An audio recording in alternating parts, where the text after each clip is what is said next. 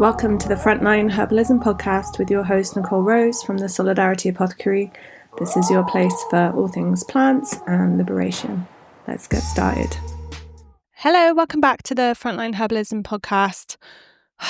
As fucking life would have it, it's been a really gnarly week. My baby boy has been really sick with a really high fever, and it's been frightening as fuck. And we even took him to hospital because he'd vomited and his fever was like well over 39 degrees. And it's just been fucking shit. And I'm on my own with him largely. Like, my ex did come to hospital with me, but it's been tough, like nursing him every day on my own. And he's, desperately been clinging to me, bless him, because he feels so unwell. So I had this fantasy of promoting the Herbalism PTSD and Traumatic Stress course and coming on every day and doing an episode about the Soothing Survival series and the different nervous system states. And then I was going to do a series about nerve tonics and it just didn't happen. I find it's weird, like something gnarly always happens in this like promotion period. And it's almost like I'm just like viscerally reminded again about like why this course is so fucking important, because life is life and you're constantly dealing with challenges sometimes. And, like recording an episode about the fight response and then getting a message from the nursery being like, he's got a 39-degree fever and he's vomiting, like you need to collect him right now. And just feeling that instantaneous like surge of adrenaline. It's very interesting, like how you get those reminders. And obviously I live in a fucking privileged state that I'm not in that response like every single day, like loads of people are who are surviving really hardcore situations. And if you haven't listened to the introduction to the series, please go back and listen to that, because I talk about the necessity of these nervous system responses and that they aren't a binary. There isn't like a good and bad one. It's just, like we've evolved for survival and they're like extremely useful. And this was quite a good example of me needing to be in a fight response where I was activated and able to sustain my energy long into the night because of the adrenaline in terms of taking care of my baby in hospital. So anyway, it's been grim, but I'm going to just kind of dive into this part of the episode and this this soothing survival state. So the second one, I've already talked about the flight response, and now I'm going to talk about the fight state. And obviously these are very similar, and they're it's not like you can just have one state and then you flick to another one. Like, they're obviously super connected. But like the survival strategy is obviously being able to fight physically and protect ourselves and defend ourselves. So I made a little joke in the last episode about the guy in the scream mask running at the person, and she runs away, right? Of course, she runs into the fucking basement, but that makes good TV. But the instinct is to run away from danger. You see a bear or a shark, that's what you're going to do. But when you're unable to flee, we commonly kick into the fight response. This is when our body is like mobilizing energy to defend and protect ourselves, which can be extremely fucking life-saving.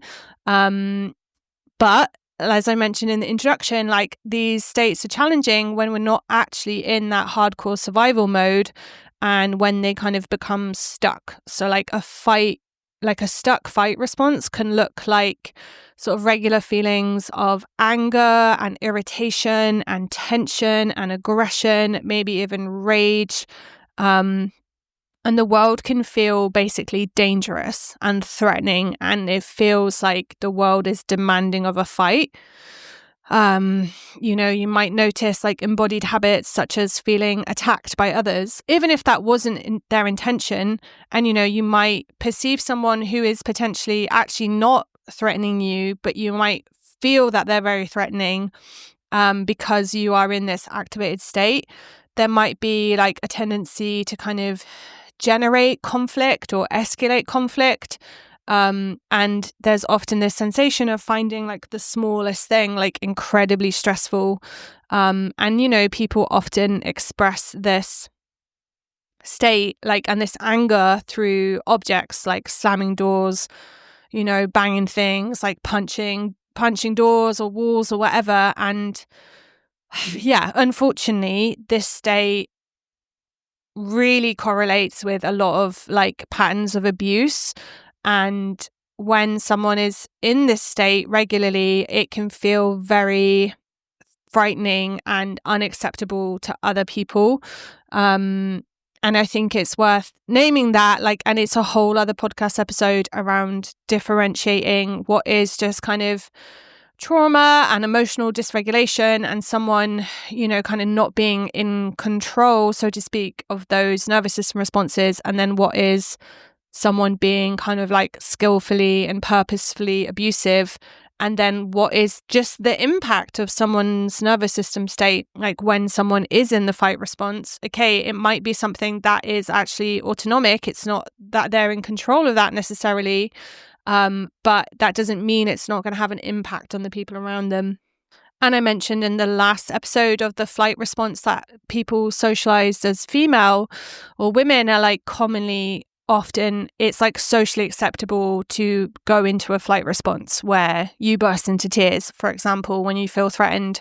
And I think for people socialized as men, unfortunately, because of kind of toxic masculinity and patriarchy, the kind of default socially acceptable nervous system state is anger, right? Like there's a lot of rage and anger, and yeah, that becomes the kind of like normative baseline for someone experiencing distress, is to be angry at everyone and everything. And if you've grown up with men in that state, you'll know it's fucking horrible, and is traumatic for people. So yeah, it's a real challenge. But I can also see how this nervous system state is often very kind of like criminalized and very taboo, and it's very unfortunate if someone has been like socialized in that way and then experiences trauma, and then, you know, they get into fights and that lands them in prison, and then they get into fights with prison officers and that lands them in solitary confinement. And it's like they might not have had the nervous system tools growing up to navigate overwhelming emotions or shift themselves out of a fight state. So yeah, I think it's very challenging, and I think the fight state is like, yeah, one of the kind of more difficult nervous system states. And I think for me on a personal level, it's definitely more of my default.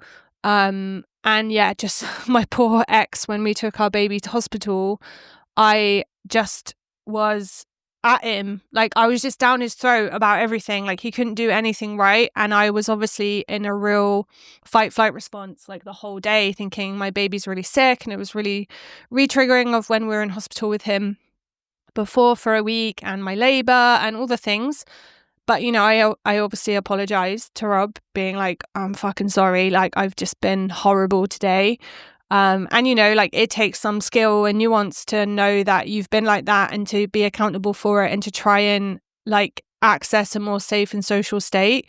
But yeah, I think it's very, very challenging to move through it. But there are definitely like tools in the toolbox that can help. So yeah, like, you know, some of the practices, again, it's like, I know it's not possible for everyone to embrace like all forms of movement, but I think channeling that energy into movement is really good. For example, even just like hitting a pillow or running or dancing, or, you know, like pouring energy into a kind of like creative expression, whether that's like singing really loudly or emceeing or drumming. Like, you know, like I grew up in the hardcore scene, and I think it was just like a bunch of angry teenagers who were just like full of fucking fight flight energy, and a show was like a safe space to just like express that through people fucking dancing and kicking off and moshing or whatever and stage diving and doing all the things. But that was like such a healthy way that we could move like through those feelings, if that makes sense. And yeah, you know, and then obviously kind of similar to the flight response, like, you know, the goal is prevention, right, of not getting into this state. And we can do that with steadying ourselves with whatever practices feel helpful, you know, whether that's connecting with the land or animals or being supported by someone who feels steady to us.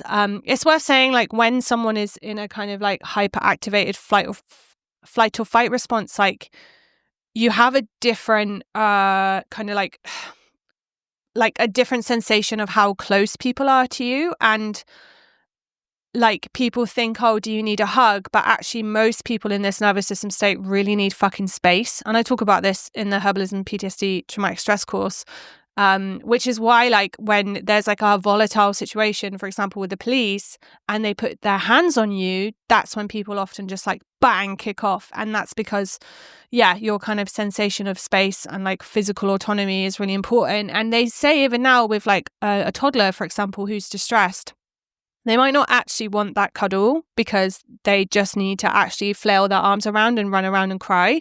And then when they're ready, you give them that little cooch, you know? So yeah, I think it's super interesting. But yeah, there's so much more to say about that. But I do, you know, I wax lyrical about it plenty in the course. But the herb that I have associated with this state is lemon balm.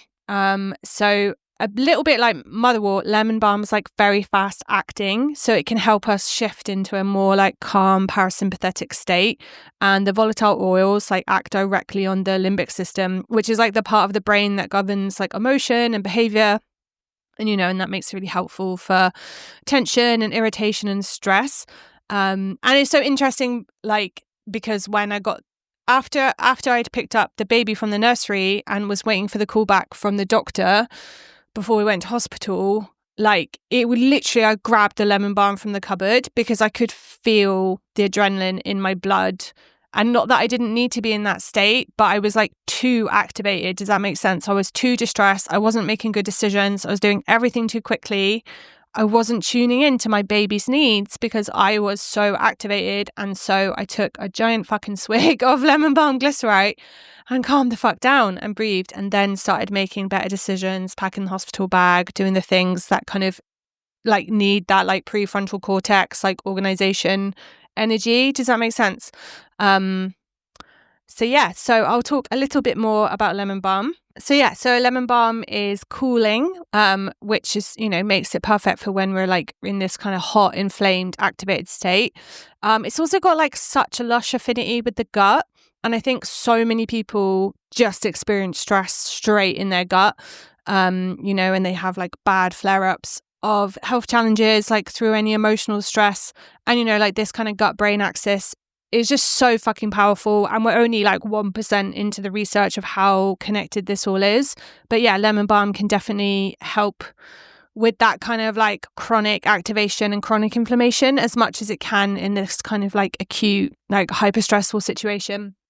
And I feel like lemon balm is like one of these kind of like joy herbs, a bit like St. John's wort, where just like is uplifting. And I think when someone is in a fight response for too long, you just get a bit fucking battle fatigue. Do you know what I mean? It's just like people just fucking hate the world, hate everyone, think everyone is out to get them, that there's nothing good, like there's no way out. And, you know, I see this a lot for people who've left prison, because when you're in prison, you're like constantly in fight or flight generally. Like sometimes you might relax when you're locked in, but yeah, like people can get really stuck in this state of just feeling constantly threatened. And I think lemon balm is just this like nice reminder that like there is a possibility to kind of rest and to play. And it's like quite enhancing to the mood. And yeah, I think it's very indicated for people in that state. And, you know, it has all these other like amazing antiviral properties and stuff. And the Herbalism PTSD and traumatic stress course like goes into these plants in like so much more detail, like comprehensive plant profiles. So I'm going to leave it there, and I'm going to shamelessly plug again that the course is open for enrollment until Monday, the 13th of October. If you're listening to this in the future, you can go to the waiting list. It opens every March and September each year. That's the system at the moment, at least. So yeah, please sign up if you're interested. And yeah, thanks for listening. Take care. Thanks so much for listening to the Frontline Herbalism podcast. You can find the transcript, the links, all the resources from the show at solidarityApothecary.org/podcast.